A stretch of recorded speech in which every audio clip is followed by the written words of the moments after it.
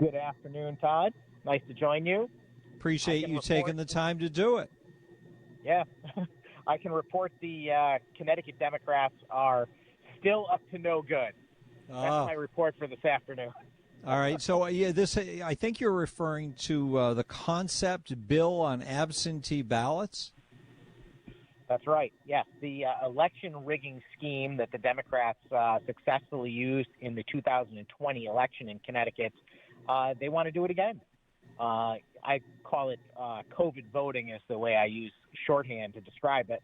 But basically what it is expanding the existing law for absentee voting to make it apply to everyone based on the existence of COVID or any illness in the world so that they have the excuse to send out a mass mailing of absentee ballot applications.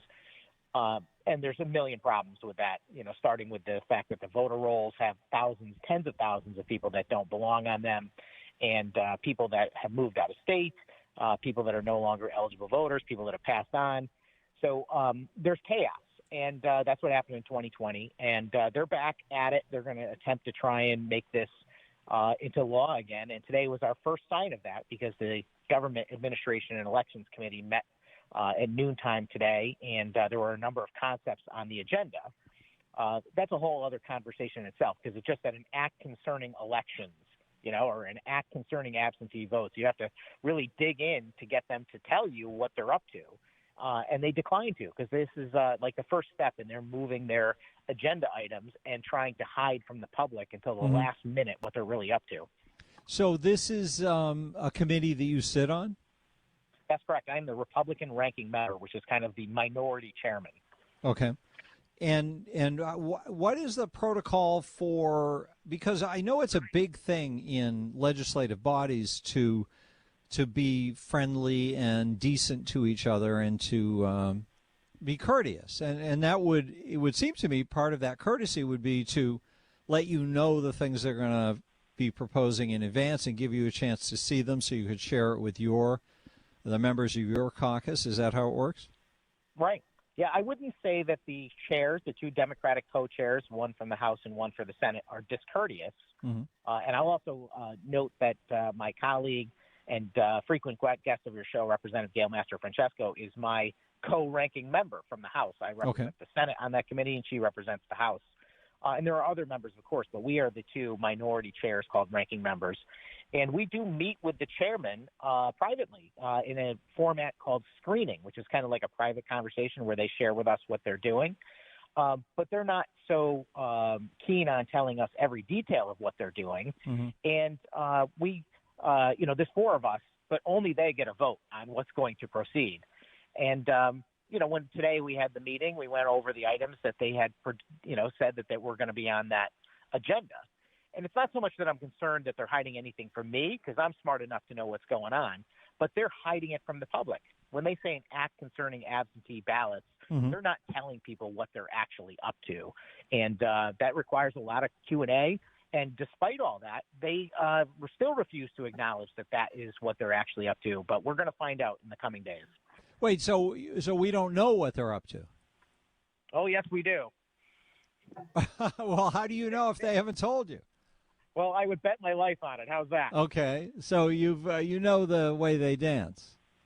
Well, part of it is that many prominent Democrats, including members of this committee, Martin Looney, the president of the Senate, and others have been very public. There was a Connecticut News Junkie article today talking about how they're planning on pushing COVID voting again. So it's remarkable that they can be so coy in the committee environment. Oh, we don't know what that is yet. We're going to fill the language in later. And I made the point today that the whole idea of raising concepts for a vote is being abused by the majority. It used to be that they would bring up an idea. Should we talk about repainting the color of stop signs? And we would vote on whether or not we want to have a public hearing and a debate on that. Well, now they don't even bother to give us that much information. Now it's just an act concerning government administration, and we're supposed to vote up or down. And it's pointless. Why even bother? Wait, you're supposed to vote on that, on the title? That's correct. That's the title voting on concepts. But the title normally says something that has nothing to do with the contents of the bill. At least that alludes to something that could be in it. Right. Well, an act concerning government administration doesn't tell you much. No, but it's better than technical something change. that could be called the Good Government Bill or something like that, right? And it has nothing to do with good government. Precisely. And the vast majority of the titles are just as unclear. And what's worse is when you question the chairs about them, they're not forthcoming with what's actually in the bill that they're planning on proposing. I mean, presumably they know they put this title on the agenda knowing that that's the home for some type of policy or law that they're hoping to create, but they don't want to tell us what it is. And we end up raising that concept, agreeing, in effect, to have a public hearing and a debate on the subject, even though we don't know what it is at that point.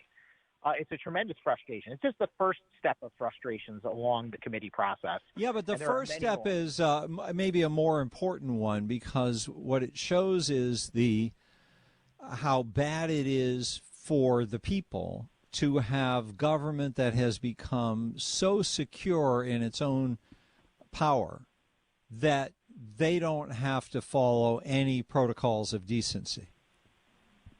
That's exactly right. If anyone's interested, visit my Facebook page, State Senator Rob Sampson. I shared the link. All of this is public information. The committee process is right there for your viewing on YouTube.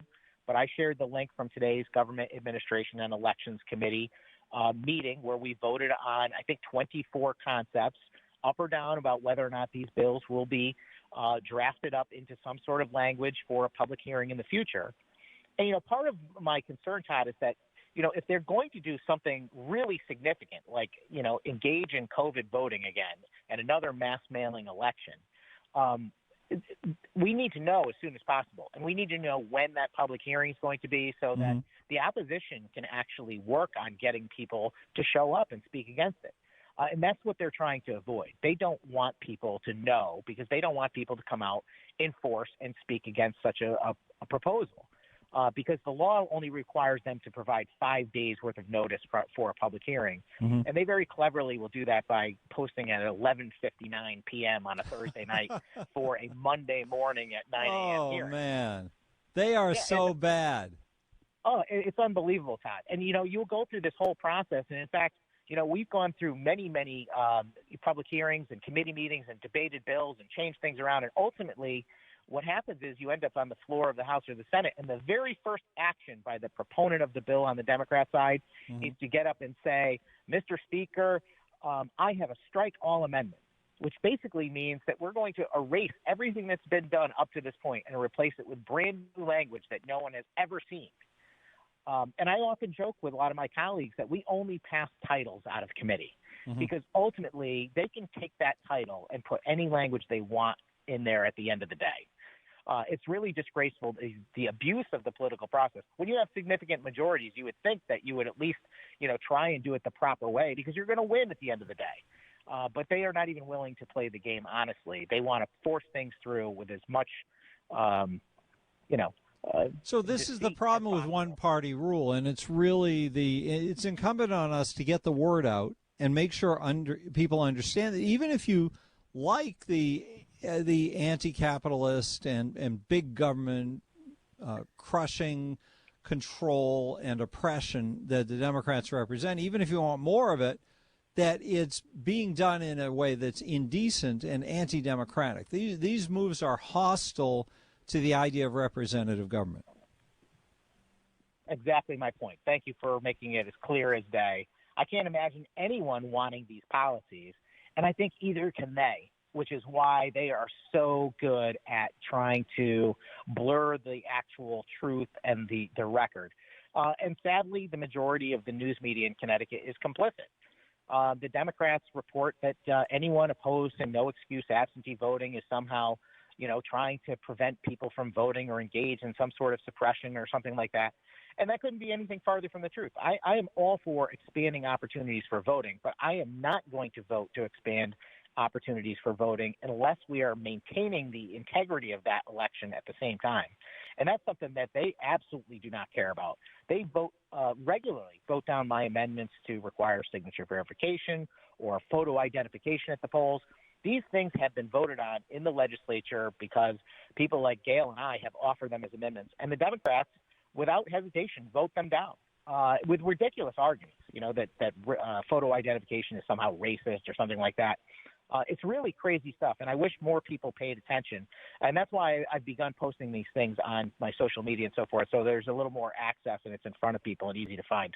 Well, maybe we could start doing one of those things like, who was it, Senator William Proxmire, who used to have a something of the week, or for bad government, and I think it'd be good if we did a little segment.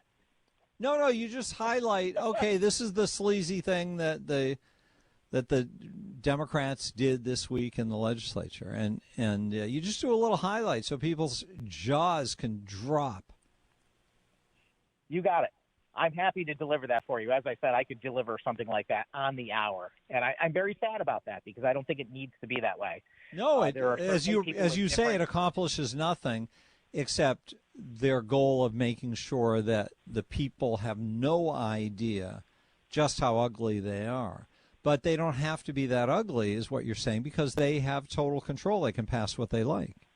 Right. Well, I think there's two aspects of what's going on in the Connecticut politics today. One, I think they're a little desperate.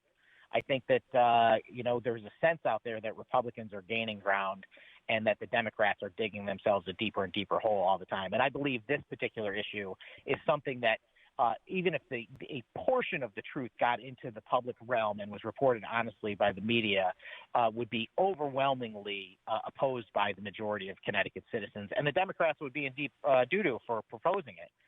And I think that's part of it. And the other part is that they're just relentless. They are completely relentless about promoting their agenda, which is something I'm jealous of, actually, because I wish Republicans were half as relentless about promoting our agenda. That is the purpose of politics.